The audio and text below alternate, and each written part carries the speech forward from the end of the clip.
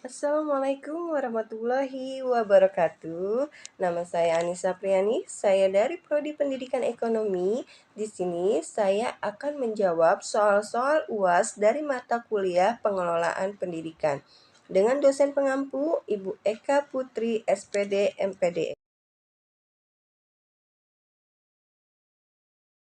1. Mengapa pengelolaan sarana dan prasarana perlu diperhatikan? Karena sarana dan prasarana adalah penunjang proses pembelajaran agar dapat berjalan dengan efektif. Namun, tak sedikit kita temui bahwa beberapa sekolah masih memiliki kendala dalam proses pembelajarannya, dikarenakan belum adanya sarana dan prasarana yang memadai. Pengelolaan sarana dan prasarana sangat penting karena dengan adanya pengelolaan sarana dan prasarana lembaga pendidikan akan terpelihara dan jelas kegunaannya. Oleh karena itu, perlunya peran dan perhatian pemerintah dalam pengelolaan sarana dan prasarana pada tiap sekolah di Indonesia agar terciptanya pembelajaran yang berhasil dan nyaman, serta pencapaian tujuan pendidikan berjalan dengan lancar, teratur, efektif, dan efisiensi. Dan bagaimanakah cara perencanaan kebutuhan, pengadaan, dan pengembangan sarana dan prasarana pendidikan? Dengan cara terintegrasi dengan rencana pembangunan baik nasional, regional, maupun lokal. Perencanaan ini merupakan sistem perencanaan terpadu dengan perencanaan pembangunan tersebut. Perencanaan kebutuhan sarana dan prasarana pendidikan tergantung pada jenis program pendidikan dan tujuan yang ditetapkan. Program pendidikan yang berorientasi pada pemenuhan kebutuhan tenaga kerja akan berbeda dengan program pendidikan yang berorientasi pada pemerataan kesempatan belajar dalam hal sarana dan prasarananya. Karena itu, dalam perencanaan kebutuhan tersebut perlu dikaji sistem internal pendidikan dan aspek eksternalnya seperti masalah demografi, ekonomi kebijakan-kebijakan yang ada. Kegagalan dalam tahap perencanaan ini akan merupakan pemborosan. Prinsip-prinsip umum dalam perencanaan seperti komprehensif, objektif, fleksibel, dan interdisiplin perlu diperhatikan. 2. Jelaskan prinsip-prinsip dalam pengelolaan keuangan pendidikan. Yang pertama, transparansi. Transparan berarti adanya keterbukaan di lembaga pendidikan. Bidang manajemen keuangan yang transparan berarti adanya keterbukaan dalam manajemen keuangan lembaga pendidikan, yaitu keterbukaan sumber keuangan dan jumlahnya. Rincian penggunaan dan pertanggungjawabannya harus jelas sehingga bisa memudahkan pihak-pihak yang berkepentingan untuk mengetahuinya. Yang kedua yaitu akuntabilitas. Akuntabilitas adalah kondisi seseorang yang dinilai oleh orang lain karena kualitas performansinya dalam menyelesaikan tugas untuk mencapai tujuan yang menjadi tanggung jawabnya. Yang ketiga, efektivitas. Efektif seringkali diartikan sebagai pencapaian tujuan yang telah ditetapkan.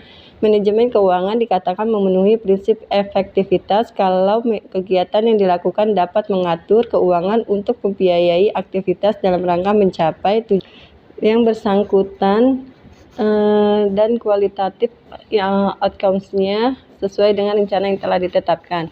Yang keempat yaitu efisiensi. Efisiensi berkaitan dengan kuantitas hasil suatu kegiatan.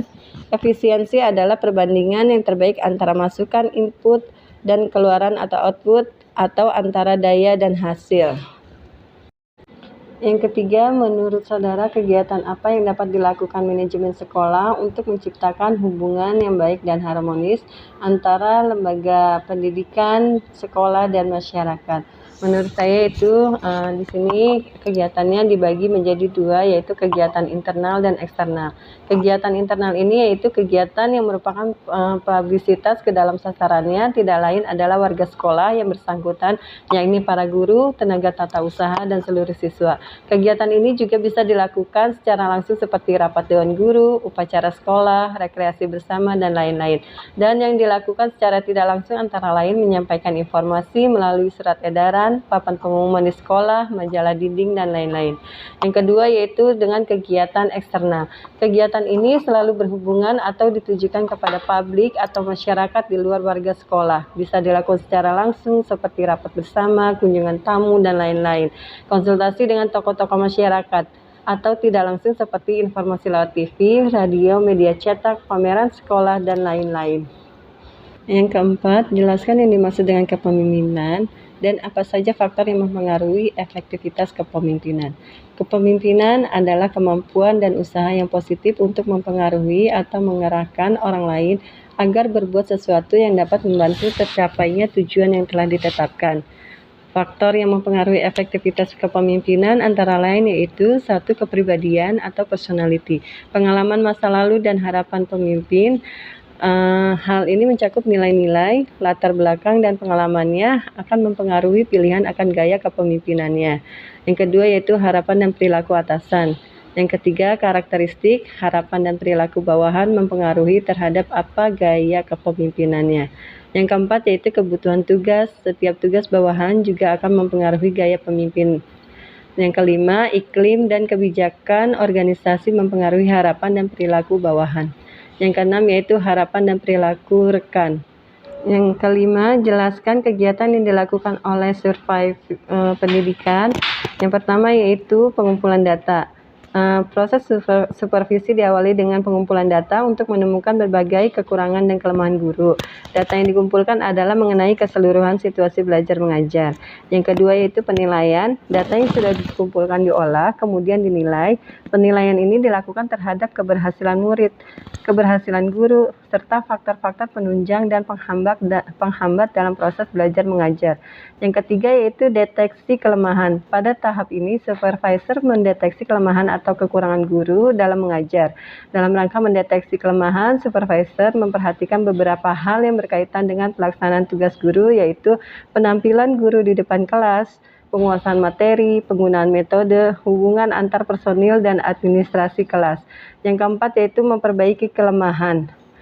Jika melalui deteksi ditemukan kelemahan dan kekurangan, maka pada tahap ini dilakukan perbaikan atau peningkatan kemampuan. Yang kelima yaitu bimbingan dan pengembangan. Supervisor perlu memberikan bimbingan kepada guru agar apa yang diperoleh diterapkan atau diaplikasikan dalam proses belajar mengajar yang dilakukannya. Menurut saudara, mengapa pemasaran pendidikan diperlukan? Karena menurut saya itu persaingan antar pendidikan saat ini semakin atraktif dan kompetitif. Oleh karena itu diperlukan aktivitas pemasaran dalam rangka membangun citra positif dan menarik minat masyarakat. Apabila lembaga pendidikan tersebut berhasil melakukan aktivitas pemasarannya, maka besar kemungkinan akan lebih mudah dalam mengatasi persaingan.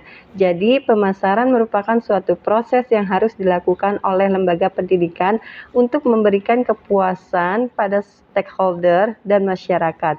Penekanan kepada pemberian kepuasan kepada stakeholder merupakan hal yang harus dilakukan oleh setiap lembaga pendidikan agar mampu bersaing. Demikianlah presentasi yang telah saya sampaikan. Kurang lebihnya saya mohon maaf apabila ada kekurangan. Wabillahi taufiq wa hidayah. Wassalamualaikum warahmatullahi wabarakatuh.